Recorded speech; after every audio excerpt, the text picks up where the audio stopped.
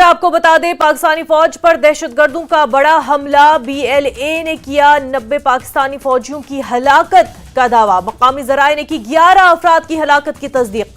बलोचिस्तान पाकिस्तान में हमला, बस को कार से टक्कर मारकर किया धमाका। बीएलए ने खुदकुश हमले की जिम्मेदारी कबूल कर ली।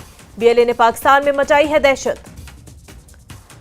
तो पाकिस्तानी फौज पर दहशतगर्दों का बड़ा हमला, इस वक्त की बड़ी खबर आप तक पहुंचा रहे हैं। बलोच लिबरेशन आर्मी के दहशतगर्दों ने पाकिस्तानी फौजियों के 90 फौजियों को हलाकत का दावा किया है और मकामी जराए ने 11 अफराद की हलाकत की तस्दीक की है। बलोचिस्तान पाकिस्तान में हमला हुआ है, बस को कार से टक्कर मारकर धमाका किया गया। बीएल ने खुदकुश हमले की जिम्मेदारी कबूल कर ली और बीएलए ने पाकिस्तान में, आपको बता दें, काफी दहशत मचाई हुई। इससे पहले ट्रेन का मामला पेश आया था, ट्रेन को यरगमाल बनाया गया था और अब बस को कार से टक्कर मारकर धमाका किया गया है, जिसमें बीएलए ने 90 पाकिस्तानी फौजियों को हलाक करने का दावा किया है। तो मकामी जराए ने 11 अफराद की हलाकत की तस्दीक की है।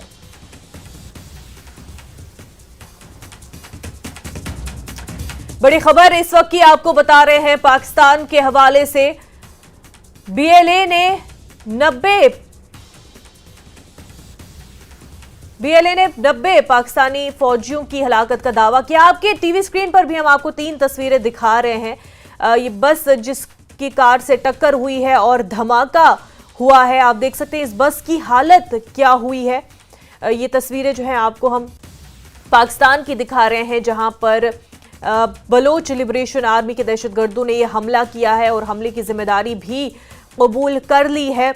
बस की कार से टक्कर हुई और धमाका, खुदकुश धमाका किया गया बीएलए की तरफ से, जिसमें बस में सवार लोगों की हलाकत हुई है, शदीद जख्मी हुए हैं। जबकि एक तरफ बीएलए ने 90 पाकिस्तानी फौजियों की हलाकत का दावा किया है। मकामी जराए का कहना है कि 11 अफराद इस हमले में हलाक हुए हैं। खुदकुश हमले की जिम्मेदारी बीएलए ने कबूल कर ली है।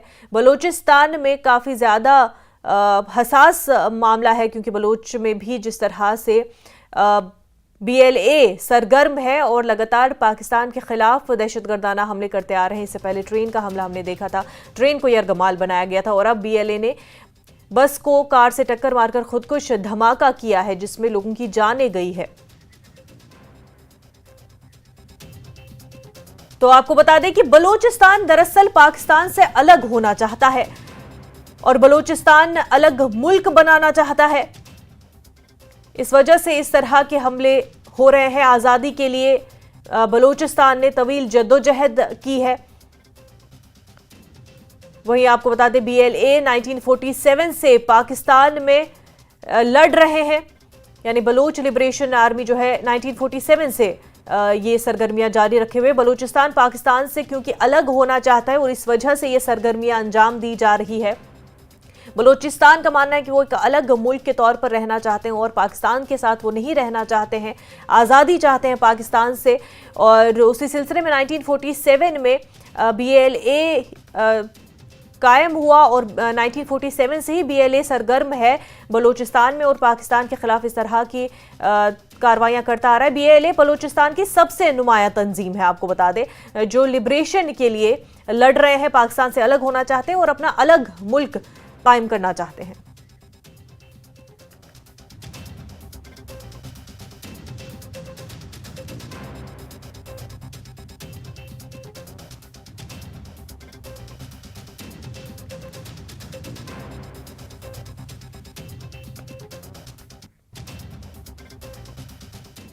हिंदुस्तान का एक और दुश्मन पाकिस्तान में हलाक किया गया। इस दहशतगर्द का नाम अबू कताल सिंधी है। वो लश्कर तैयबा के एक बड़े दहशतगर्द हाफिज सईद का बहुत करीबी था। इतलात के मुताबिक अबू कताल को गुज़िश्ता रात 8 बजे जिला जहलम में हलाक कर दिया गया। राजौरी के ढांगरी में 1 जनवरी 2023 को हुए दहशतगर्दाना हमले का भी मास्टरमाइंड अबू कताल ही था। राजौरी में दहशतगर्दों ने 7 लोगों का कत्ल कर दिया था, उनमें 2 बच्चे भी शामिल थे। वहीं अबू कताल ने 9 जून को रियासी में शिवखोड़ी मंदिर से वापस आने वाले यात्रियों की बस पर दहशतगर्दाना हमला किया था। अबू कताल एनआईए की लिस्ट में वांटेड था।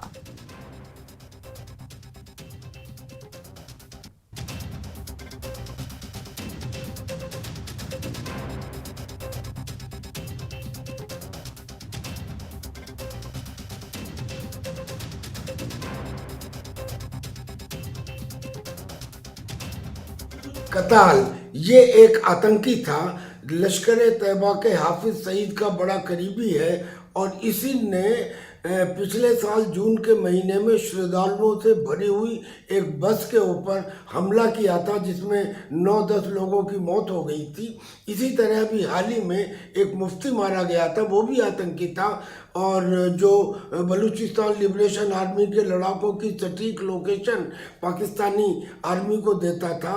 अब ऐसे आतंकियों को मारा जा रहा है, मार कोई भी रहा हो, लेकिन ये हिंदुस्तान के लिए अच्छी बात है। इससे पहले भी बहुत सारे आतंकी जिनमें शामिल हैं मोहम्मद रियाज, शाहिद लतीफ़, परमजीत सिंह, सलीम रहमानी, अब्दुल सईद, ये सब ऐसे बहुत आतंकी मारे गए हैं। ये श्रृंखला यूं ही चलती रहनी चाहिए। हमारे पाकिस्तान से रिपोर्ट्स आ रही हैं कि अबू कातिल जो नेफ्यू है, जो भतीजा है हाफिज सईद का, एलईटी चीफ का, वो अननोन गनमैन ने उसको मार दिया है और शायद हाफिज सईद भी जख्मी है। अबू कातिल जो है वो वांटेड टेररिस्ट था भारत का और वो इन्वॉल्व था सिविलियन किलिंग में रियासी डिस्ट्रिक्ट में जो शिव खोड़ी से यात्री आ रहे थे। अबू कातिल इन्फिल्ट्रेशन कराने में भी रजौरी पुंछ में काम करता था और वहाँ हालात बिगाड़ने की कोशिश कर रहा था। गनमैन को हमारा डबल सैल्यूट, व भारत के लोग हमेशा उनके आभारी रहेंगे। धन्यवाद, नमस्कार। बीजेपी के सीनियर लीडर रविंद्र रैना ने कहा कि जम्मू कश्मीर में दहशतगर्दी आखिरी सांसें ले रही है। रैना ने कहा कि अब पाकिस्तान के खुद के हालात काबिल रहम है। पाकिस्तान ने दहशतगर्दों को पाला और अब वो पाकिस्तान को ही तबाह कर रहे हैं। उन्होंने कहा कि बुरे काम का बुरा नतीजा निकलता है।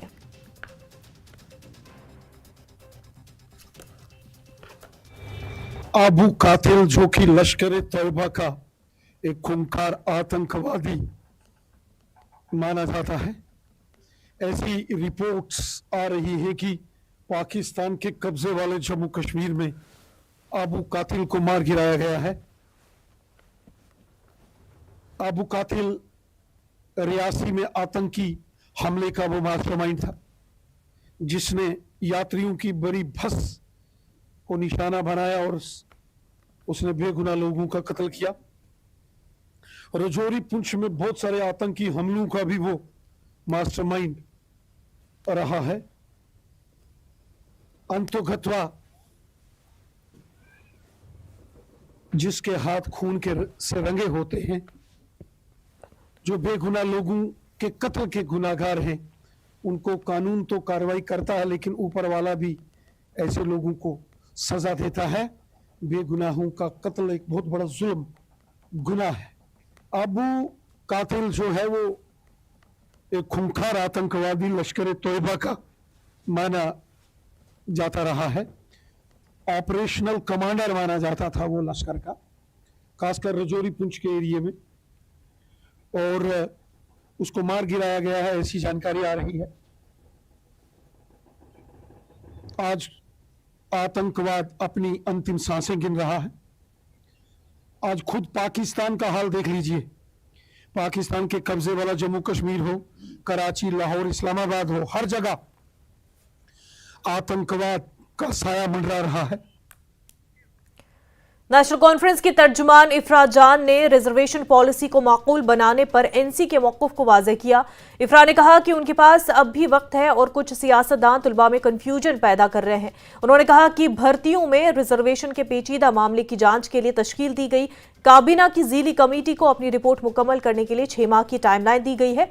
ये टाइमलाइन वज़ीर आला ने मुलाजमत के ख्वाहिशमंदों के एक मुतल्लिका ग्रुप से मुलाकात के बाद तरतीब दी थी। उन्होंने यकीन दहानी कराई कि कमेटी मुकर्ररा वक्त में अपना काम मुकम्मल करने के लिए काम कर रही है।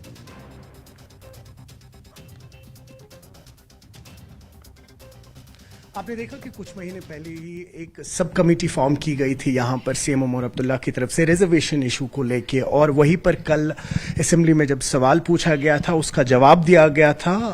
आपने देखा उसके बाद सीएम उमर अब्दुल्ला जो है उन्होंने एक्स पे एक पोस्ट भी किया है और उन्होंने कहा है कि सब कमेटी जो है इस वक्त अपना काम कर रही है और आने वाली इसमें कैसी डेवलपमेंट से मजीद बात करते हैं। हमारे साथ जम्मू कश्मीर नेशनल कॉन्फ्रेंस की स्पोक्स पर्सन इफ्रा जान जुड़ी हुई हैं। इफ्रा, बताएं कि किस तरीके का स्टैंड है इस वक्त इस रिजर्वेशन इशू को लेके। देखिए, जहां तक इस सब कमेटी की बात आती है, I would like to clarify very clearly, I would like to clarify that this subcommittee was formed before the subcommittee to look into the reservation, a rationalization of reservation, an extremely sensitive issue.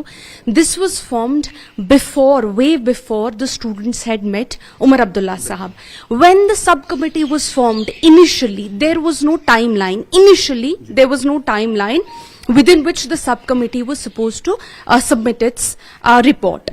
However, and this is very important, however, when the students met the Honorable Chief Minister, the Honorable Chief Minister very clearly and categorically set a timeline. He ensured that this subcommittee will have to submit its report within 6 months. मिलने के बाद जब students honourable chief minister से मिले, वजीर आला साहब से मिले, उन्होंने उसके बाद क्लियरली इस सब कमेटी पे 6 महीने का जो है एक टाइमलाइन सेट कर दिया था। जो कल सवाल आया था, जो कल सवाल उठाया गया था, रिटन सवाल, अगर आप उसमें सप्लीमेंट्री क्वेश्चंस, बहुत सैड बात तो one thing which is very sad is कि हमारे जो मुखालिफ हैं वो सिर्फ हमारी नेशनल कॉन्फ्रेंस की और जमहूरी सरकार को किस तरह से नुकसान होगा वो उसमें ज्यादा मसरूफ है, ना कि एक्चुअली जवाब जानने में। क्योंकि जब सब यही सवाल उठाया गया सप्लीमेंट्री आंसर्स में, इसका सवाल सकीना जी ने भी बार बार क्लैरिफाई किया, उन्होंने बहुत क्लियरली कहा कि सप्लीमेंट्री आंसर्स में इसका सवाल आया, जवाब आया कि इनिशियली तो कोई टाइमलाइन नहीं था, लेकिन उसके बाद जब स्टूडेंट्स ऑनरेबल चीफ मिनिस्टर साहब से मिले उसमें एक टाइमलाइन 6 महीने का सेट कर दिया गया। कल उमर साहब ने भी अपने ऑफिशियल ट्विटर अकाउंट जो उनका है office of the chief minister, उससे भी इस चीज को बहुत क्लियरली क्लैरिफाई कर दिया कि इसमें 6 महीने की जो है एक टाइम फ्रेम इसमें 6 महीने का है।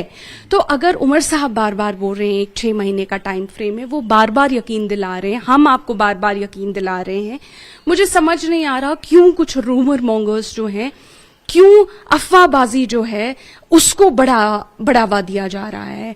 हम लोग वादा बंद है, नेशनल कॉन्फ्रेंस वादा बंद है कि जो सब कमेटी जो वादे हम लोगों ने अपने स्टूडेंट्स के साथ किए हैं उन स्पेशली इस टाइम फ्रेम के लिए उस वादे पे हम खरे उतरेंगे इंशाल्लाह। And I say this not just as a spokesperson for the National Conference. I also say this as a young person myself. I mean, I am very well in the employable age. And so all of us understand the sensitivities of this matter. All of us understand how difficult and how traumatizing it has been for so many students. We just, all I can do is we can request the students that please trust in your government. This is not an issue that National Conference had created, but trust in your government. Inshallah, we are bound by the promises we have made and the committee will do its work within 6 months. Thank you. News 18 के लिए आफाक शाह के साथ श्रीनगर से मैं सरोज कफील।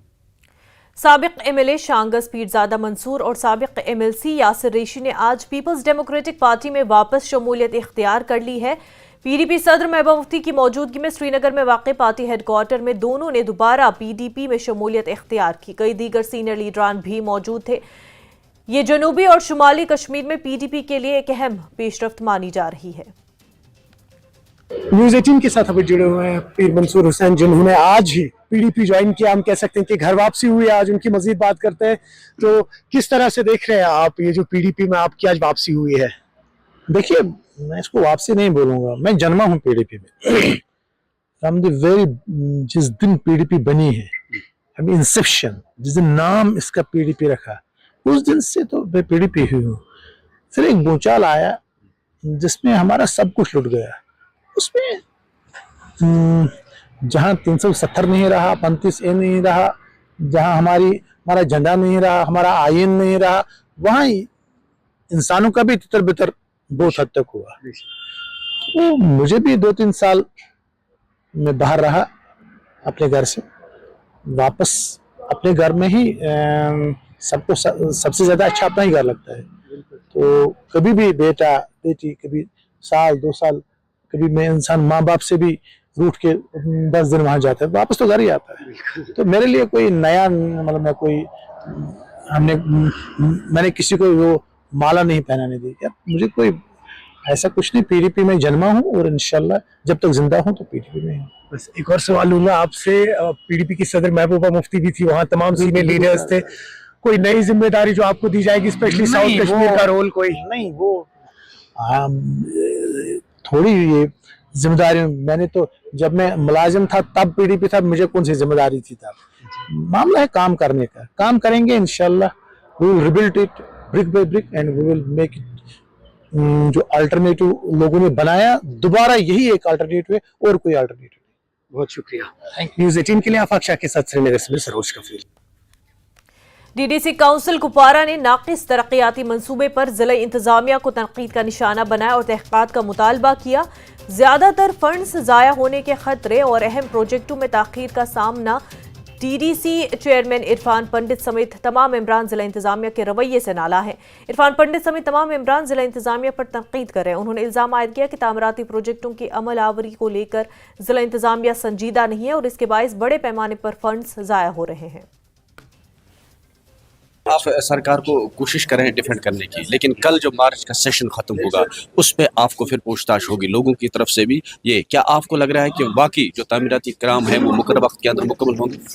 नहीं हो जाएंगे। मैं कंसर्न है। हमने कहा जो हमने सजेशन दे दी थी, हमने एसीडी कंसर्न को जो सजेशन दे दी थी, जो हमारे ऑनरेबल मेंबर मुस्तफ़ा साहब ने जैसे कहा, जैसे बाकी इंकशाफ बहुत सारे, अगर उस सजेशन को माना जाता, चाहे ये जो लैप्सेबल अमाउंट था कम, कहा it's a matter to be investigated. ये मैटर अगर मैं देखो, मैंने अपने बीडीसी, मुझे बीडीसी प्लान आ गया था, वहाँ इन्होंने रखा था ग्राउंड।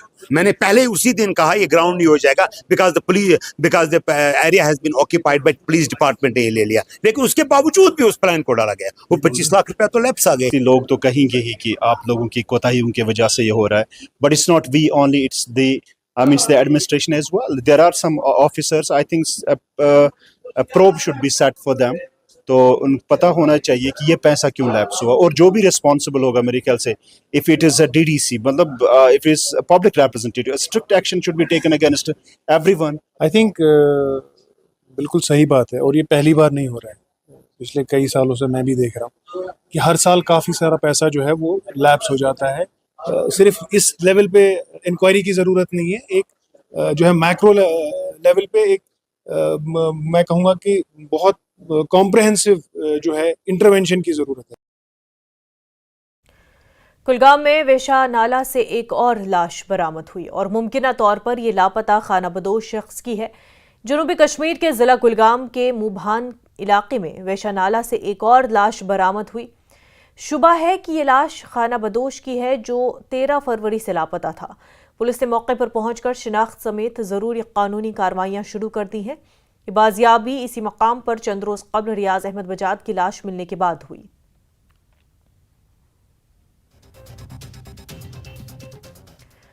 राजौरी में दरियात के मोगला कंची मोड़ इलाके में एक मुसाफिर मिनी बस हादसे का शिकार हुई और मिनी बस मोगला से दरियात जा रही थी जब कंची मोड़ के करीब उलट गई। हादसे में 18 अफराद जख्मी हुए, जिन्हें फौरी तौर पर अस्पताल मुंतकिल कर दिया गया।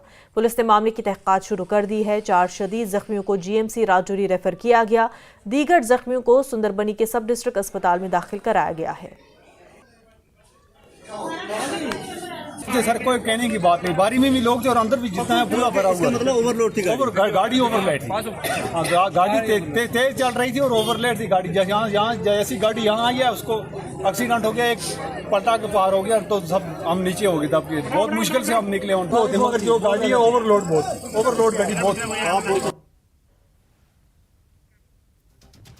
हुकूमत की तरफ से दुकानें खाली करने का नोटिस मिलने के बाद जम्मू के नई बस्ती इलाके में दुकानदारों ने हड़ताल कर दी है। सतवारी के इलाके में बनने वाली फूल मंडी में कुल 39 दुकानें मिसमार की जानी हैं। इसके बायस हुकूमत और दुकानदार आमने सामने आ गए हैं। इन दुकानदारों की हिमायत में आए बीजेपी के एमएलए नरेंद्र सिंह और विक्रम रंधावा ने न्यूज़ 18 से बात करते हुए कहा कि उन्होंने इन दुकानदारों का मसला असेंबली में भी उठाया। उन्होंने मुतालबा किया कि जब तक उनकी बाज़ाबातकारी नहीं हो जाती उनकी दुकानों को हटाया नहीं जाए और वो पीर को वज़ीर आला से बात करेंगे।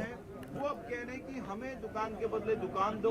और मैं इस वक्त जम्मू के नई बस्ती इलाके में मौजूद हूं, जहां आप देख सकते हैं कि ये सब दुकानदार हैं और आज ये यहाँ पे धरने पे इसलिए बैठे हैं कि जो फ्लाईओवर बनाया जाना है उसमें इनकी दुकानें आती हैं। कुल 39 दुकानें हैं जो यहाँ पे इनकी बीच में आती हैं और ऐसे में जो बीजेपी के विधायक हैं विक्रम रंधावा हैं और नरेंद्र सिंह हैं, उन्होंने इस मुद्दे को हालांकि उठाया विधानसभा में, लेकिन ये दुकानदार जो हैं अभी आश्वस्त नहीं दिखाई देते हैं। इनका कहना है कि इनसे वादे किए गए थे, अलॉटमेंट इनको दी जाएगी, रिहेबिलिटेट किया जाएगा, लेकिन अभी तक कुछ हुआ नहीं है। तो अब सब दुकानदार जो आप 39 दुकानें जो मैंने बताया है वो यहाँ पे धरने पे बैठ गए हैं और इनकी मांग है कि जब तक इनको रिहेबिलिटेट नहीं किया जाएगा तो दुकानें खाली करना काफ़ी मुश्किल है।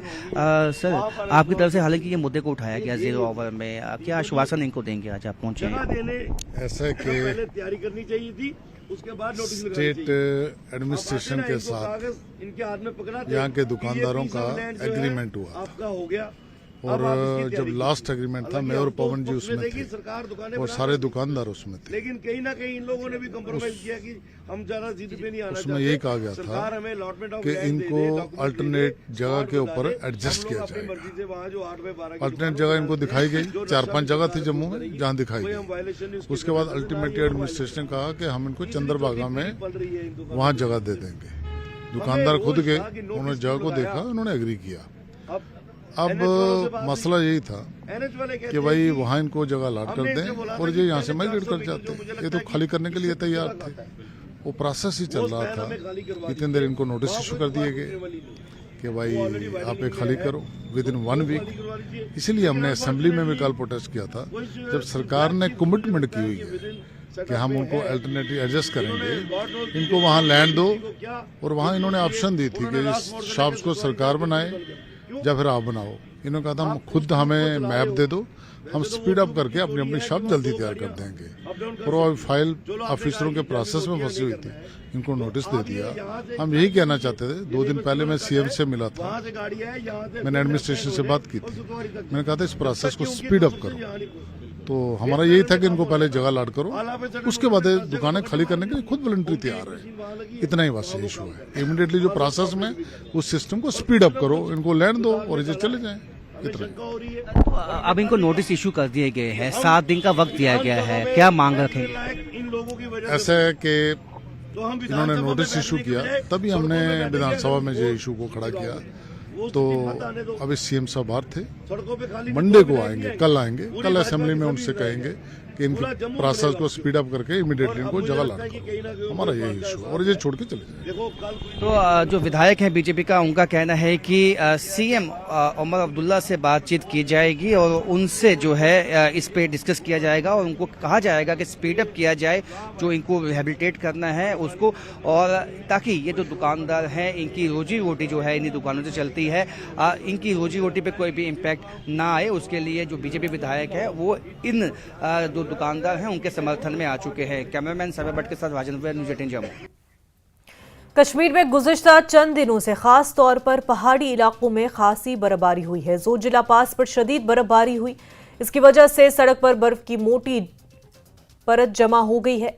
ट्रैफिक पुलिस ने एक हुक्म जारी किया जिसमें कहा गया कि श्रीनगर सोनमर्ग गुमरी रोड अगले नोटिस तक मुसाफिरों की नकलो हरकत के लिए बंद रहेगा। ये फैसला मुश्किल मौसमी हालात के दरमियान मुसाफिरों की हिफाजत को यकीनी बनाने के लिए किया गया है। बॉर्डर रोड्स ऑर्गेनाइजेशन ने ट्रैफिक की नकलो हरकत को जल्द अज जल्द बहाल करने के लिए बर्फबारी करने वाली टीमें साफ करने वाली टीमें तैनात कर दी है। हुकाम ने मुसाफिरों पर जोर दिया कि वो रास्ते में किसी भी सफर का मंसूबा करने से पहले सरकारी एडवाइजरी के साथ अपडेट रहें। और मुसलसल बर्फबारी और बारिशों की वजह से इंतजामिया ने कुपवारा जिले के बालाई इलाकों में स्कूलों को 17 तारीख तक बंद रखने की हिदायत जारी कर दी है। उधर सरहदी इलाकों के लोगों से तलकीन की गई कि वो अपनी नक्लो हरकत महदूद रखें। इन इलाकों में बर्फानी तोदे गिरने का खतरा बढ़ गया है। गुज़िश्ता एक हफ्ते से बालाई इलाकों का राब्ता जिला सदर मकाम से मुनक़ता हुआ, लोगों की मुश्किलात में इजाफा हुआ। इन इलाकों का ज़मीनी और फ़ज़ाई राब्ता भी बंद हो चुका है। मुसलसल बर्फबारी और बारिशों के नतीजे में कुपवाड़ा जिले के सरहदी इलाकों का राब्ता पिछले एक हफ्ते से बंद पड़ा है, जिसके नतीजे में आवाम को इंतहाई तकलीफ का सामना करना पड़ रहा है। वहीं मुसलसल बर्फबारी और बारिशों के नतीजे में आज डिप्टी कमिश्नर कुपवाड़ा के एक हुक्मनामे के मुताबिक 17 तारीख तक बॉर्डर एरियाज के स्कूलों को बंद कर दिया गया। सरहदी इलाके करना, केरन, बच्चिल, बुढ़नमल, जुमगंड और कुमकड़ी के स्कूल 17 तारीख तक बंद रहेंगे। इंतजामिया ने सरहदी इलाकों के लोगों को अपनी नकुल हरकत महदूद रखने की हिदायत भी जारी कर दी है, क्योंकि पिछले कई रोज से बर्फबारी का सिलसिला जारी है, जिसके नतीजे में करना, केरन, मच्छिल, बुढ़नमल, जुमगंड और कुमकंडी के इलाकों में एवलांच आने का खतरा है। वहीं कई जगहों पर बारिशों की वजह से पसियां गिर आने का भी खतरा बढ़ रहा है, जिसके पेश नज़र इंतजामिया ने सरहदी इलाकों के लोगों से तलकीन की कि वो अपनी नकुल हरकत को फिलहाल महदूद रखें। वहीं डिप्टी कमिश्नर कुपवाड़ा के हुक्मनामे के मुताबिक 17 तारीख तक बालाई इलाकों के स्कूल बंद रहेंगे, क्योंकि वहां पर बर्फबारी और बारिशों के बायस एवलांच आने का खतरा भी है और स्कूल तक रास्ता भी बंद पड़ा है। जिला इंतजामिया का कहना है कि जो ही मौसम खुशगवार हो जाता है तो बालाई इलाकों का राब्ता दोबारा जिला सदर मुकाम से बहाल किया जाएगा और बर्फ हटाने की मशीनों को काम पे लगा दिया जाएगा। बारिशों की वजह से कई जगहों पर जमीन धंसने के वाक़यात रोनमा हो रहे हैं। वहीं मुख्तलिफ नदी नालों में तुगियानी आने के भी इत्तलात मौसूल हो रहे हैं।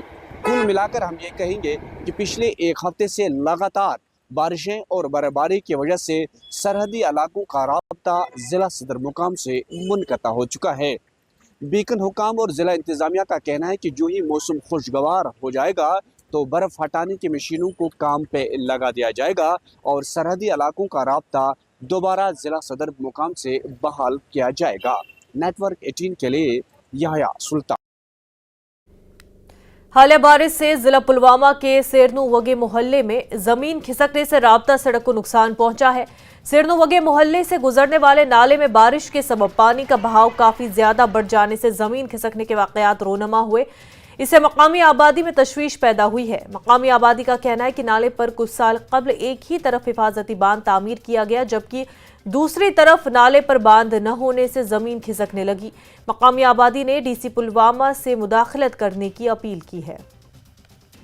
जनाब कर डीसी सोबस गुजारिश ये गो दशो साइडो बांध यपर मस्जिद शरीफ रात बनान ओकुन पकुन बनान सड़क तयस यप रब रूड सड़क तस मेटल ये गो रात आज आव आब दप इस सारी घर वाल नबर दप बच्चस बनान नबर नीर कह बनान नबर नीर अद ये खतरा अगर बच्चों को कॉल सह गर अस करे सठा कोशिश आब कर बंद ये आब गुतुल अत गो दशो साइडो बंद अगर अक साइड गि बी साइड गि कहें मगर सह गई सड़क तम सह गई सड़क खराब ठीक गन बंद गोस गो दशो साइडो तो सोन मुतालबा यी रात पे बच्चे पकन खन कत स्कूल सोजन खन कत अगर नबर नेरान यह मकान मस्जिद गान अस क्या करो यह रात पे तंग शुर पे खन कत पकन। बाहर की आमद के साथ ही कश्मीर में बारिश और बर्फबारी का सिलसिला शुरू हो गया और इससे ज़रई और बागबानी सरगर्मियों में ताख़ीर हो रही है। महकमे बागबानी के माहिरीन का कहना है कि इन सरगर्मियों में ताख़ीर होने से बागबानी शोबे पर किसी किस्म के बुरे असरात मुरतब नहीं होंगे। जिला पुलवामा को ज़रई और बागबानी शोबों में कलीदी अहमियत हासिल है। सेब को मुख्तलिफ बीमारियों से महफूज रखने के लिए मार्च से ही जरासीम कुश अद्वियात छिड़कने का सिलसिला शुरू हो जाता है। रवा साल मार्च में मौसमी तब्दीली से इसमें ताख़ीर हो रही है। माहिरीन का मानना है कि दवापाशी में हो रही ताख़ीर सेब की फसल के लिए बेहतर ही है। माहिरीन ने ताहम मशवरा दिया कि मौसम बेहतर होने के साथ ही सरगर्मियां शुरू हो जाएंगी। मुझे नहीं लगता कोई घबराने की बात है इसमें या कोई हमें इसमें नुकसान फ्रूट सेट में नुकसान अभी हो सकता है। अभी हमारी इंडस्ट्री के लिए बहुत फ़ायदा ही देगी ये। हमारा रिवायती मौसम तो यही है। एक्चुअली मौसम तब्दील होके हमारी जो ऑपरेशंस वो एडवांस हो गई थी, तो हम इस मौसम की वजह से अब जो हमारी जो एडवांसमेंट हो गई थी वो थोड़ा सा डिले होके इंशाल्लाह अपने ही टाइम पे सारा हो जाएगा।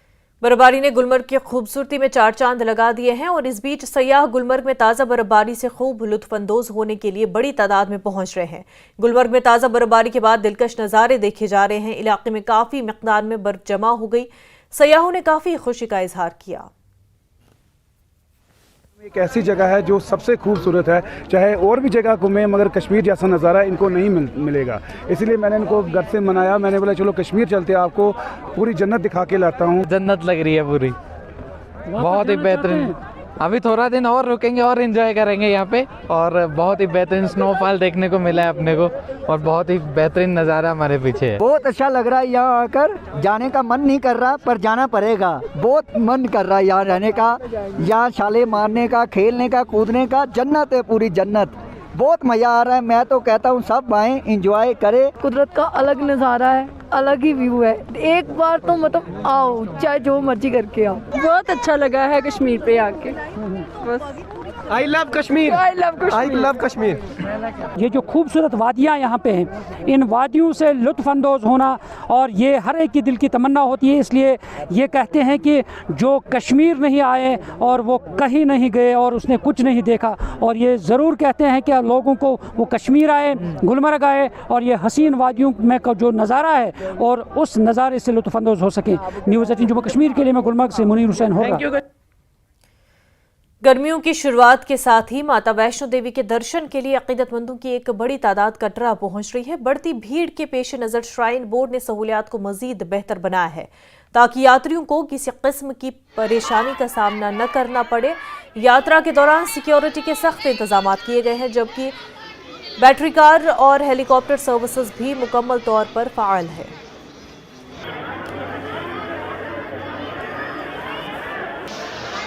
लखनऊ यूपी से आया हूँ। मैं माता रानी दर्शन के लिए हर साल आता हूँ। मैं 15-20 बार आ चुका हूँ दर्शन करने, और आज होली की वजह से छुट्टी था, भीड़ बहुत ज़्यादा है। बट कोई नहीं, यहाँ दर्शन करने में हम भक्त लोग उस जुनून में रहते हैं। भीड़ 2-4 दिन में ही रहे, दर्शन मिले, लेकिन हम लोग दर्शन करके ही जाते हैं। भारतवासियों, हिंदू लोग भाइयों से हमें ये अपील करते हैं, आपको जब भी टाइम मिले माता रानी का दर्शन करने आप जरूर आइए। हम लोग बंगाल से आए हुए हैं, यहाँ मौसम बहुत अच्छी है और सुविधाएं भी बहुत अच्छी है, और कल से अच्छी मौसम है। यहाँ पे कोई भी तरह की प्रॉब्लम नहीं हो रही है, अच्छे से दर्शन हो रही है, हर एक चीज़ की व्यवस्था है। तो यहाँ की हम लोग की मन्नत थी जो पूरा करने आए हैं मेरे बाबू की, इसलिए हम आए हैं। इससे पहले हम लोग 2008 में आए थे, अभी फिर 2025 में आ रहे हैं बच्चे के दर्शन के लिए। मैं पहली बार आ रही हूँ, मेरी बहुत मन मानती हूँ, मैं मन्नत है यहाँ का, बच्चा होगा तो मैं यहाँ आऊँगी। आज पहली बार आ रही हूँ बच्चे को लेकर के। बहुत श्रद्धा है मेरे को माता वैष्णो देवी के प्रति। उनकी साइन बोर्ड की जो व्यवस्था है काफ़ी अच्छी है, जो मैंने ऐसी व्यवस्था मतलब साइन बोर्ड के अलावा कहीं नहीं देखी है। ऐसी व्यवस्था मुझे लगता है कि सभी बोर्ड जो हैं उनको करनी चाहिए। कौन सी सुविधा आपको अच्छी लगी? जैसे टॉयलेट आपका साफ रहता है, और आपका खाने पीने का सिस्टम बहुत अच्छा है उनका, और मतलब महंगा है कुछ यहाँ? नहीं, अगर आप प्राइवेट में खाओगे तो महंगा है, बाकी आप साइन बोर्ड की सुविधा लोगे तो काफ़ी अच्छी है। हर साल की तरह इस साल भी गर्मियों की छुट्टियों की शुरुआत होते ही माता वैष्णो देवी के दरबार में जो श्रद्धालु देश के अलग अलग राज्यों से पहुंचते हैं वो बड़ी संख्या में पहुंच रहे हैं। यहाँ काफ़ी भीड़ दर्शनी दरबार पर देखी जा रही है, और श्रद्धालुओं को हर प्रकार की सुविधा मिल सके इसके लिए श्राइन बोर्ड द्वारा तमाम व्यवस्थाएँ यहाँ पर की गई हैं, चाहे उसमें चौपर सुविधा की बात हो, घोड़ा पिट्ठू पालकी सुविधा की बात हो, या फिर यहाँ पर जो लंगर व्यवस्थाएं श्राइन बोर्ड की तरफ से की जाती हैं। और बड़ी संख्या में श्रद्धालु हर साल की तरह इस साल भी यहाँ पर पहुँच रहे हैं। न्यूज़ 18 नेटवर्क के लिए राहुल कपूर, कटरा, वैष्णो देवी। जम्मू कश्मीर पुलिस की जानिब से जम्मू मैराथन का इनेकाद किया गया और इसमें 3000 से ज्यादा शुरका ने हिस्सा लिया। इस मैराथन का मकसद नौजवानों को मंशियात से दूर रखना और जिस्मानी तौर पर तंदुरुस्त रहने की तरकीब देना था। न्यूज़ 18 से बात करते हुए एडीजीपी आर्म्ड आनंद जैन और एडीजीपी हेडक्वार्टर एमके सिन्हा ने कहा कि इस जम्मू मैराथन को आने वाले वर्षों में दिल्ली और मुंबई की मैराथन की तर्ज पर आगे बढ़ाया जाएगा। उन्होंने कहा कि इस तरह की सरगर्मियां न सिर्फ नौजवानों को मशगूल करती है बल्कि उन्हें फिट और सेहतमंद रहने की भी तरकीब देती है। जम्मू मैराथन का आयोजन किया गया और 3000 से ज्यादा जो है पार्टिसिपेंट थे। हमारे साथ एमके सिन्हा एडीजी हेडक्वार्टर और एडीजी आर्म्ड सर हैं। सर, आपसे जानेंगे कि आपने कहा कि जो हालांकि ड्रग अब्यूज के खिलाफ काफी कोशिशें पुलिस की तरफ से की गई हैं, लेकिन खासकर जो कोशिशें हमारे पड़ोसी मुल्क की तरफ से की जाती हैं उनके खिलाफ इस तरह के प्रोग्राम किस तरह से कारगर साबित होते हैं? देखिए, उसके बारे में कभी और चर्चा कर लेंगे। अभी सिर्फ इतना बताना चाहूँगा कि हमारी जो कोशिश है कि ड्रग्स के ऊपर दोनों डिमांड साइड से और सप्लाई साइड से दोनों पर हम विक्ट्री हासिल कर सकें।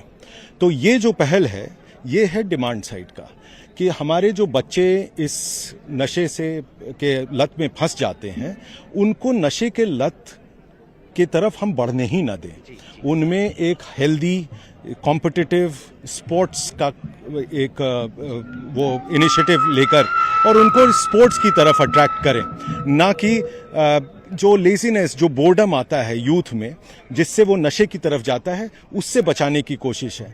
जहां तक सप्लाई साइड का बात है वो हम लोग आगे कर लेंगे। आपको जम्मू मैराथन को आपने दिल्ली मैराथन और बॉम्बे मैराथन की तर्ज पे ले जाने की बात की है, आपकी क्या कोशिशें रहेंगी इसके आगे?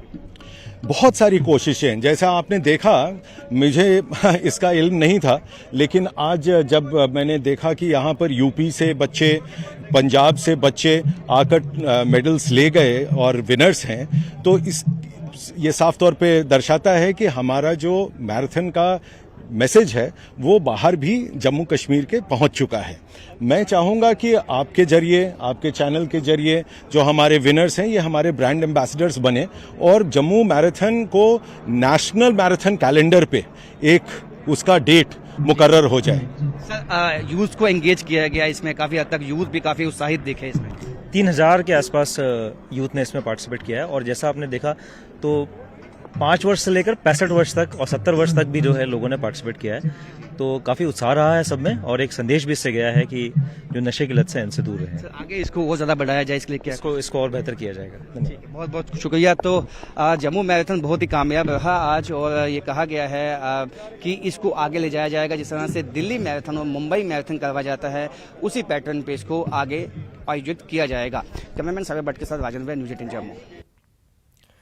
कांग्रेस की जानिब से टाउन हॉल त्राल में वर्कर्स कन्वेंशन का इनेकाद किया गया और इसमें पार्टी कारकुनों की बड़ी तादाद ने शिरकत की। इसकी सदारत जम्मू कश्मीर कांग्रेस के नायब सदर सुरेंद्र सिंह चुनी ने की है।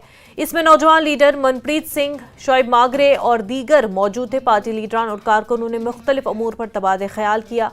कारकुनों ने कई मसाइल उठाए। चुनी ने उन्हें यकीन दिलाया कि वो लोगों की फलाह व बहबूद के लिए काम करते रहेंगे। उन्होंने त्राल के कुछ अहम मंसूबों के बारे में बात की। और जब मेरा नारस्तान का गुजर या यहाँ का देहात का रहने वाला या टाउन का रहने वाला गरीब गुरबा जिसकी फ़ी बनती है 5000 3000 उसकी बिजली काटी जाती है और वो जाके अपने घर की बिजली, क्योंकि उसके बच्चों की पढ़ाई है, वो सफ़र करेगी। आज माह रमज़ान के पाक दिन चल रहे हैं, इसमें किसकी बिजली कटेगी तो सुबह जाके वो सारी नहीं खा सकता, सारी नहीं बना सकते। तो लिहाजा उस चीज़ को मद्देनज़र रख के आज हमारी सरकार है जिसके हम सपोर्टर हैं और मैं मुख्यमंत्री साहब से यही अपील करूंगा कि जो हमने वादे किए हैं, जितने हमने वादे किए लोगों के साथ इस इलेक्शन में बैठ के हमने मिलजुल के इलेक्शन लड़ा और हमको इन वादों पे ध्यान देना पड़ेगा और लोगों के जो मसले मसाइल हैं उनको हल करना पड़ेगा। शिकारा त्राल में लाखों रुपए की लागत तामीर की गई हट्स को जल्द महकमे सयाहत को सौंप दिया जाएगा। DDC member Tral doctor Harbakhsh Singh ने बताया कि उन्होंने ये मसला महकमे सयाहत के आला अफसरान के साथ उठाया और जल्द ही ये हट्स महकमे को सौंप दी जाएंगी। कम्युनिकेशन हो रही है, ये केबल कॉल वालों ने हट्स बनाई थी और आज तक ये हैंड ओवर टेक ओवर नहीं हुई है।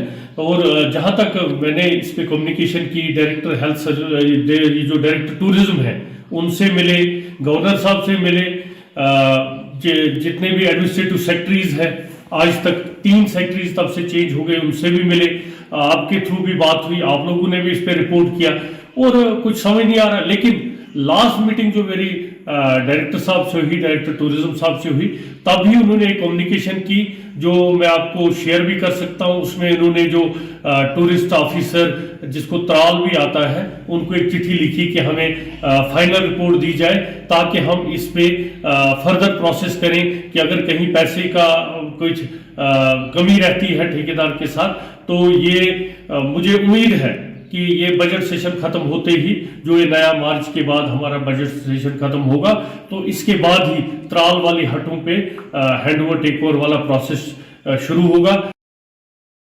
जिला पुंछ में प्लास्टिक वेस्ट के खिलाफ तहसील इंतजामिया ने कार्रवाई की। तहसीलदार हवेली अजहर मजीद की सरबराही में बाजारों में सफाई मुहिम चलाई गई, जिस दौरान नालियों में प्लास्टिक डालने वाले कई दुकानदारों के खिलाफ कार्रवाई करते हुए चालान काटे गए। तहसीलदार ने दुकानदारों को खबरदार किया कि आइंदा ऐसी लापरवाही बर्दाश्त नहीं की जाएगी और सख्त कार्रवाई अमल में लाई जाएगी। ऑन द डायरेक्शन ऑफ वर्दी डिप्टी कमिश्नर पुंछ, आपने ये किला मार्केट नियर जो फोर्ट बिल्डिंग के जितने भी है इसमें दौरा किया और जेएंड के नॉन बायोडिग्रेडेबल मैनेजमेंट एक्ट के तहत जितने भी जो प्लास्टिक पोल्यूशन को कर्ब करने के लिए ये इन्होंने जो डंपिंग की हुई थी इस जगह पर किला मार्केट के फ्रंट में, इसमें हमने जितने भी नियर बाई जितने भी शॉपकीपर्स थे इन सबको मिनिमम फ़ाइन किया है और लोगों में ज़्यादातर अवेयरनेस किया कि जितना भी ये है एक डेजिग्नेटेड प्लेस पर बने। उसके साथ साथ जो ओनर ऑफ दैट लैंड था उनको भी फ़ाइन किया है कि आपको ऐसे ओपन स्पेस जो है जो इतनी ज़्यादा जो पोल्यूशन क्रिएट कर रही है उसको इस तरह नहीं रखना है, इसको कवर करें और किसी जगह पे यूज़ करें। तो मेन मुद्दा ये है कि हमारे पास जो एक environment clean and green environment रहे और हमारा पुंछ जो है साफ़ सुथरा। राजौरी जिले के दिलूगढ़ा गांव में एक शानदार कलश यात्रा निकाली गई जिसमें सैकड़ों अकीदतमंदों ने शिरकत की। विद्वान शास्त्री वेद जी महाराज की सरबराही में इस यात्रा का इनकाद किया गया, जिसके बाद भगवत कथा का आगाज हुआ। ये कथा अगले 7 दिनों तक जारी रहेगी, जिसमें काशल जी महाराज के जरिए मजहबी तालीमात बयान की जाएंगी और बड़ी तादाद में अकीदतमंद इस मौके पर मौजूद रहे।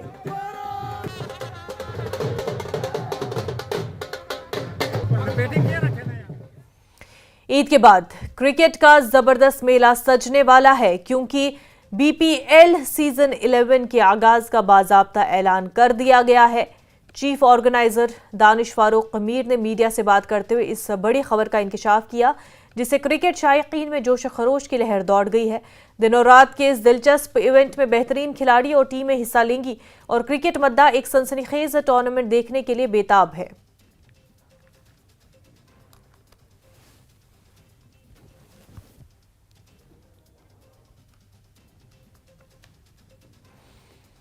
बचपन का शौक था कि मैं बानीहाल की नौजवानों के लिए, बानीहाल के यूथ के लिए कुछ करूं। ये मेरा अभी ये जो है ना ये मेरे खून में है कि मैं अपने बानीहाल को ऊंचा सा ऊंचा नाम दूं, कि पहचाना जाए बानीहाल का। अगर आप बानीहाल से आप कहीं जाए तो आपको वह कहें, आप कहीं भी जाएं कि आपका बीपीएल चलता है, और ऐसा हुआ भी।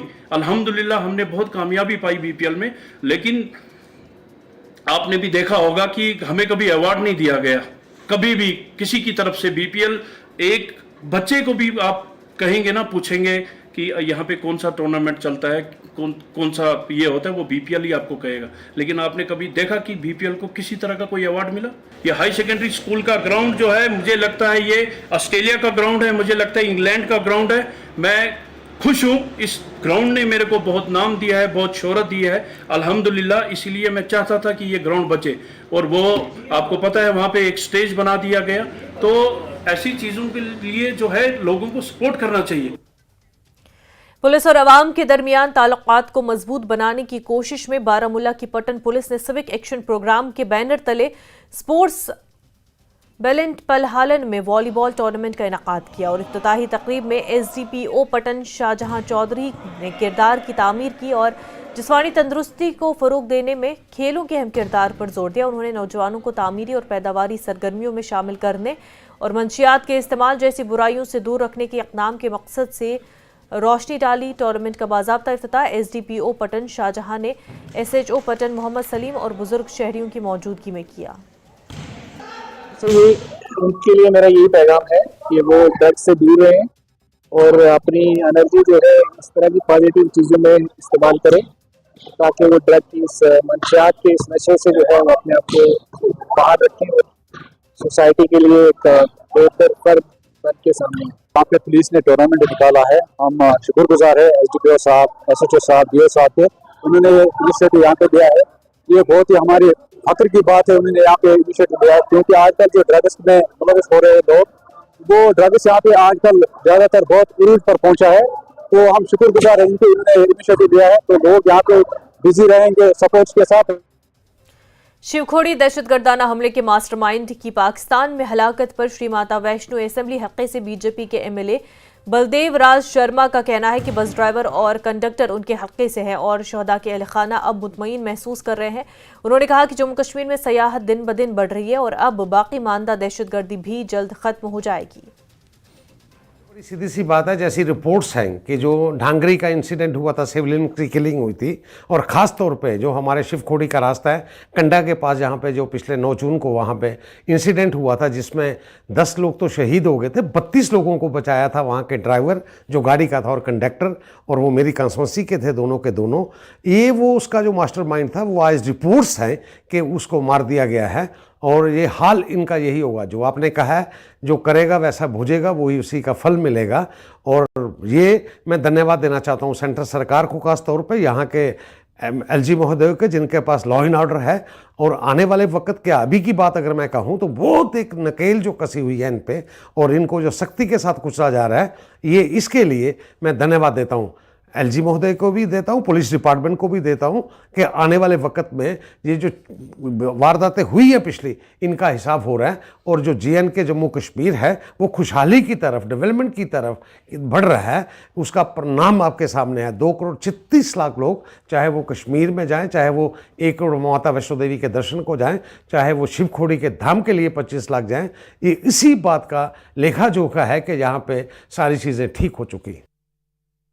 आरएसपुरा में किसान लीडर चौधरी मोहन सिंह ने बीजेपी के अराकीन असेंबली पर इंतखाबात के दौरान अवाम को गुमराह करने का इल्जाम लगाया है। उन्होंने कहा कि इंतखाबात के वक्त वादा किया गया था कि पुराने बिजली बिल माफ किए जाएंगे और माहाना किराया कम किया जाएगा, लेकिन इंतखाबात जीतने के बाद कोई इक़दाम नहीं उठाया गया। उनका कहना था कि अब बिजली के कनेक्शन जबरदस्ती काटे जा रहे हैं, जिसके खिलाफ पीर को आरएसपुरा के दिलजीत चौक में बड़ा एहतजाज किया जाएगा। चौधरी मोहन सिंह ने अवाम से अपील की कि वो इस मुजाहरे में बड़ी तादाद में शिरकत करें। कहना पड़ रहा है, लोग क्यों परेशान हो? लोगों का काम था इनको जिताना, हमें सरकार की गारंटी नहीं। भाई सरकार आपकी है, सेंटर में तो आपकी है ना, यहाँ की सरकार तो मर रही है, उसके पास तो कोई पावर है नहीं। झूठी आप बना के रखे स्टेट, आप दे नहीं रहे, तो उनको हम कैसे कहें? मेरी ये प्रार्थना है बीजेपी एमएलए के आरएसपुर और सजेगढ़ में, खासकर मैं दोनों के लिए, अपने हल के लिए कहूँगा, भाई आप जाग जाओ। फिर मत कहना हम सड़कों पे आएंगे, आपके दरवाजे बंद करेंगे, आपको घर से बाहर नहीं निकलेगा। मोहन चौधरी, इतनी जरूरत रखता हूँ मैं, लोग मेरे साथ है, लोग मर रहे हैं, आप लोगों को पूछ लीजिए, ऐसे बेवकूफ बना रहे हो। हमारे हर फील्ड में बुरी हालत हो रही है हमारे आरएसपुर के लोगों की, मगर एमएलए दोनों मुर्दा बने हो गए। मुझे बहुत दुख लग रहा है कि हमारे हल्के के एमएलए नहीं बोल रहे कि भाई हम कहाँ जाएंगे। भाई मेरी इनके आगे वार्निंग है, भाई आप सुधर जाओ। सतरिया आरएसपुरा में खेले जाने वाले जय बाबा धर्मचंद वॉलीबॉल मुकाबले का फाइनल मैच सतरिया वॉलीबॉल क्लब की टीम ने जीत लिया। फाइनल मैच सतरिया वॉलीबॉल क्लब और पलनवाला वॉलीबॉल क्लब के दरमियान खेला गया। इलाके की 8 टीमों ने हिस्सा लिया और इस मुकाबले का इनेकाद मकामी नौजवान जयपाल शर्मा ने बैरून मुल्क मुकीम नौजवानों के ताउन से किया था, ताकि इलाके के नौजवान नस्ल को नशा जैसी आदत से दूर रहकर खेलों की तरफ आगे लाया जा सके। जो हमारे बुजुर्ग बाबा धर्मचंद जी हैं, उनके जन्म तिथि पे आज सतराइयाँ गांव के अंदर एक उनका जो है त्योहार जिसको बोले वो मनाया जा रहा है। और हम आशा करते हैं कि सतराइयाँ के अंदर हर साल इससे भी बढ़ चढ़कर जो है ये दिन मनाया जाएगा। और तमाम यहाँ की जो मेंबर कमेटी है उनका भी धन्यवाद करना चाहते हैं कि जिस तरीके से अच्छे तरीके से प्रयास करके सतराइयाँ के अंदर उभरते हुए सितारे या हमारे नौजवान जब पढ़ाई लिखाई में, खेल कूद में आगे बढ़कर जो आते हैं तो उनको आज सम्मानित करने का कार्य भी यहाँ पे रखा गया। और हमारे तमाम बुजुर्ग, हमारी महिला शक्ति, मातृशक्ति, हमारे सरपंच साहब, हमारे डीएसपी साहब, हमारे और भी जो पंच साहब यहाँ पे हैं वो सारे यहाँ पे मौजूद थे, और हमारे प्रोफेसर साहब भी मौजूद थे। और तमाम लोगों के साथ जो है आज लोगों ने हम जन्म तिथि जो है हमारे अपने बुजुर्ग की बाबा धर्मचंद की आज मनाई है सतराइयाँ के अंदर। और हम आशा करते हैं कि सतराइयाँ के अंदर और बेहतरी की बात होगी, उनका आशीर्वाद हम लोगों पे होगा। कांग्रेस के सीनियर लीडरों ने जम्मू में एक प्रेस कॉन्फ्रेंस से खिताब करते हुए हुकूमत से मुतालबा किया कि नई बस्ती के दुकानदारों की दुकानों को उस वक्त तक न गिराया जाए जब तक उनकी किसी और जगह दोबारा बाज़ाबातकारी नहीं की जाती है। कांग्रेस के कारगुजार सदर रमन भल्ला ने कहा कि बीजेपी लीडर झूठ बोलकर लोगों से वोट ले चुके हैं, अब वो इस मामले पर मगरमच्छ के आंसू बहा रहे हैं। भल्ला ने न सिर्फ नई बस्ती में शराब की दुकान की हिमायत की, बल्कि जम्मू हवाई अड्डे की तौसी से मुतासरा लोगों को मुनासिब मुआवजा देने की बात की। Working president Congress party Raman Bhalla हमारे साथ मौजूद हैं। सर, जो आपने इशू उठाया है इस वक्त, जो फ्लाईओवर का, जो इस वक्त धरने पे बैठे हैं दुकानदार, उनका कहना है कि उनको पुनर्वास किया जाए, उनका इससे पहले दुकानें लौट की जाए, उनको ज़मीन भी दिखाई गई है। आज आपने इस मुद्दे को उठाया है, आप क्या चाहेंगे? लोगों को रिहेबिलिटेट किया जाना चाहिए, लोग दर ना हो, कहाँ पे जाएंगे। और जिसका इशू खास तौर पर एयरपोर्ट अथॉरिटीज़ के सिलसिले में हमने उठाया, तो उनको पहले इनका प्लान, रिहेबिलिटेट का प्लान करना चाहिए। ये लोग खुद कोर्ट में जा रहे हैं, वहाँ से डायरेक्शन लाते हैं, इम्प्लीमेंट नहीं हो रहा, ज़मीन कहीं नहीं। बाहर के लोगों के लिए ज़मीनें मिली दे रही हैं, लेकिन इन लोगों को कहाँ पे जाएंगे। इनको तो 6 मरले 7 मरले का प्लाट चाहिए, गुजारा कर सके। 30 परिवार में से 27 मेंबर मारे जा चुके हैं डिस्ट्रेस पोजीशन में, डिप्रेशन में जाके। एक तो वो तो रिहेबिलिटेशन था, दूसरा ये सतवारी चौक में जो दुकानों की रिहेबिलिटेशन थी। भाजपा ये 2 साल का मसला है, सारे विधायक, मंत्री, एलजी साहब सब आश्वासन। तो आज लोग महसूस करते हैं कि ऐसा इंस्टीट्यूशन जिनको सिर्फ आश्वासन मिलते रहे, ग्राउंड में फाइल नहीं है, आज वो एक्सपोज हो गए। इसलिए लोग महसूस करते हैं कि मगरमच्छ के आंसू या इनका सियासी ड्रामा अब ज्यादा नहीं चलेगा। हम सब लोग उनके साथ हमदर्दी का इजहार करते हैं। हमने भी रिहेबिलिटेट किए, जब भी वाइडनिंग हुई, पहले रिहेबिलिटेट करो, डेवलपमेंट करो, डेवलपमेंट के रास्ते में रुकावट ना हो। तो आज तो हालात जो है वो अनसर्टेनिटी है, इसलिए मांग हमेशा करते हैं। पार्टी ने पूरा स्टैंड लिया कि हमें फौरी तौर पे रियासत का दर्जा वापस मिले, क्योंकि जो इशू हमने रेज किए वो सारे दिल्ली को पर्टेन करते हैं। अगर रियासत में इशू हो तो हम चीफ मिनिस्टर के इंस्टीट्यूशन को इन्वॉल्व कर पाए, तो चीफ मिनिस्टर का इंस्टीट्यूशन क्या करेगा। अब छन्नी हिम्मत और छन्नी रामा में सड़क पक्की है, पैसा देना है बजट का, तो लोग 4-4 किलोमीटर पैदल करके क्रिमेशन के लिए भी जाए। तो भाजपा क्या करती रही है। तो भाजपा तो ये 10 साल से पावर में रही, डायरेक्टली इनडायरेक्टली, इनके एमपी इनके साथ रहे, आवाज कौन बुलंद करेगा। जो आज जो एमएलए उनके पास पहुंचे, दुकानदारों के पास, और उनको ये यकीन दिलाया कि उनके मसले हल हो जाए। यकीन बड़ी देर के पहले भी दिला रहे हैं, ये तो यकीन ही दिलाते हैं ना। तो बाद में मसले में क्या है, यकीन दिलाने इसलिए कि जो दुकानदार प्रदर्शन करने के लिए सड़कों पे बैठ गए हैं, तो उनको जरूरत ही नहीं थी। अब उन्होंने एमएलए आपने चुन दिए, उनका काम था ऑर्डर लेकर लोगों के हवाले करना। हम भी थे, आपने देखा होगा छन्नी गांधीनगर में शांति देवी जी के मकान के 38 कनाल जमीन गिराने के लिए आए थे। रमन बल्ला मैदान में आया था, मशीन के आगे रुक गई ना। जब पेट्रोल पंप, जब नेशनल हाईवे हमने बढ़ाया फ्लाईओवर में, नॉन स्टेट आइटम था, नहीं हो सकता था। हमने किसी ढंग से इन्फ्लुएंस किया, चीफ मिनिस्टर को इन्वॉल्वमेंट की, क्योंकि स्टेट हमारे पास थी, हमने उनको रिहेबिलिटेट कर दिया। पेट्रोल पंप जो फ्रीडम फाइटर है उनके नाम पे, उनका पेट्रोल पंप है लगा। तो इस ढंग से सरकार को चाहिए कि इन चीज़ों को बारीकी से देखे, लोग दरबदर ना हो। लोग बुरी चीज़ें नहीं मांगते, अपने हक की बात करते हैं। हक भी इस भाजपा के टाइम में नहीं मिल रहा, और हमारा हक, हमारी रियासत का दर्जा, वही हमारा हक है। तो रमन बल्ला, जिनका साफ कहना है कि चाहे वो एयरपोर्ट के जो लोग हों जो वहाँ से विस्थापित हो गए और उनकी ज़मीन ले ली गई, चाहे वो लोग हैं जो इस वक्त नई बस्ती में बैठे दुकानदार, सबको रिहेबिलिटेट करना चाहिए। और इनका मानना है कि भाजपा ने पहले भी सियासत की और अब भी उनके साथ सियासत कर रही है। कैमरामैन साहिब भट्ट के साथ राजन न्यूज़ 18 जम्मू।